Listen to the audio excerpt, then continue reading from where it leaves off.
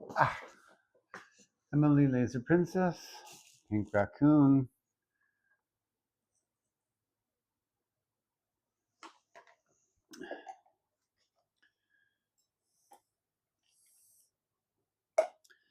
Leftist trans woman and target of a baffling campaign to censor my TikTok videos about a TV show from the late 90s and 2000s about vampires and the girl who hunts them. Baffling, just utterly absurd the amount of hatred that is directed my way on TikTok. But whatever. Season 6, Episode 8, Tabula Rasa. Really terrible episode on a lot of levels. Where did the kitten thing come from? Is this what happened to Tara and Willow's kitten? I believe this is the one where someone mentions that Dawn had something to do with Willow and Tara's cat not being around anymore. Yes, Buffy, and while you're at it, stop saving Xander. Yeah. It's like I mentioned in a few episodes back about season 2, episode 8 of Angel, and the whole scene where he just shuts the doors and lets Darla and Drew go at it with the Wolfram Hart people. And yeah, you have to draw a line sometime. You can't let people walk all over you. I did that for 12 years with my ex, and it's no good. It's really no good. You end up where I am, and you do not want to be where I'm at. Great. More anti-magic shit from Tara. Yeah, fuck Tara. Bring in Kennedy early. And I know I'm going to get hate for that because so many people hate Kennedy. I like Kennedy. I'm sorry. I just do. The bruise is growing on my arm, so I'm having to basically keep pulling it down to cover it up. It's really bad. You see that? It's really bad. It's going all over here, all over here. That's what happens when you go to donate plasma and the person jabs you and cuts the inside of your vein. Oh. It's super heavy again. Yeah. So much drama. Yeah, the whole show just bottoms out after Glory. The trio cannot make up for it. Why carry the crystal around with you, Willow? She's got that crystal. It's got like the memory thing going in it. Put it somewhere where it's not going to get smashed if you're like literally legitimately trying to conceal things, which I'm not saying I approve of either. But if you're going to do something evil like that, be evil. I mean, let's take a look at the way evil people in the real world act. They don't, generally shove the evil in your face. They try and make you feel like you'd be inconsiderate or impolite to bring up the fact that they're doing evil things, Generally speaking, it's not always the case. There are people who do rub their evil in people's faces on a wide scale. Great Gatsby kind of stuff. Not saying that about anyone in particular at this point in time, though. Obviously, I know if I say anything other than glorious leader good, my video will be censored. So, whatever.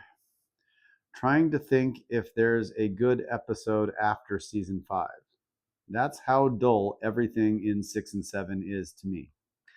Willow really showing off her chest in this one just a little bit. I'm not complaining about that element of things. I wish I had boobs like that.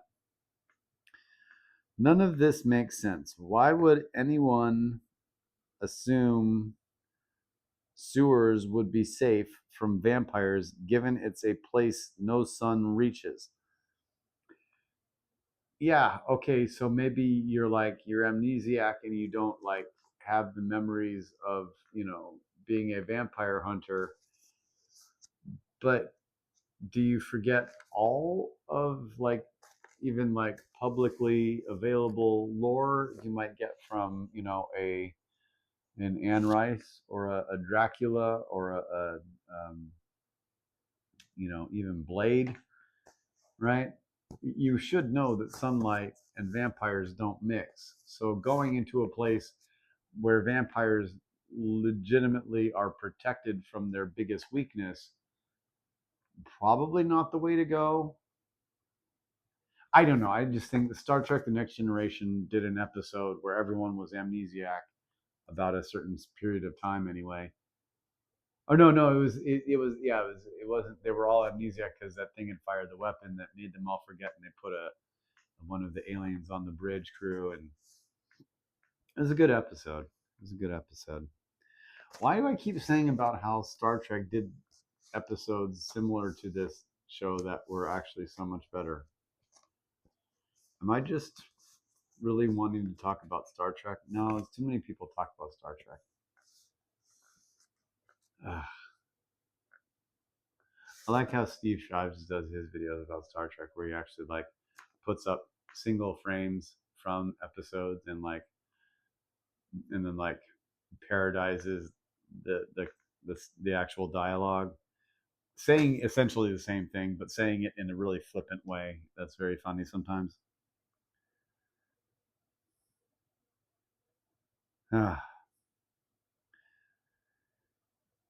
As bad as episode is, seeing Willow and Tara so close again was nice.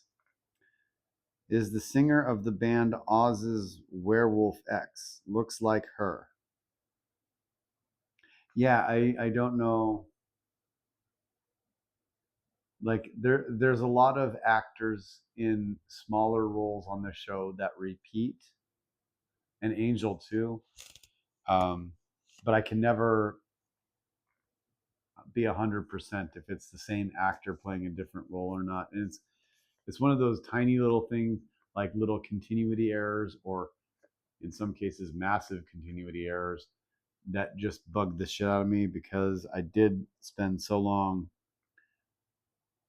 you know, trying to work in this field, and indeed growing up surrounded by people who work in this field. And then, yeah, my last note, very simple. Magic is not drugs. Magic is not drugs. Fuck, I hate this whole storyline. Effing Tara and the rest of them too. Willow would have been fine if the series, for whatever reason, had not been absolutely obsessed with making magic a terrible thing that no one should be allowed to do because it's so dangerous and addictive. In context of the show, magic is just like any other force. There is nothing ever established that it is intrinsically evil or bad. And the whole thing later in this season with the rack guy is just so dumb. It's so dumb. Yeah, okay, Willow, you can run through your quintessence and you need to recharge. It's not a drug. It's the quintessential energy at the root of reality through a magical paradigm. It is what it is, and it's all around you, and you can take it in. You can meditate, you can do rituals, you can use the prime sphere. It's just really dumb. And it's just anti-magic. Which, I mean, it's fiction. So why do you need to be anti-magic in fiction? Okay, I get it.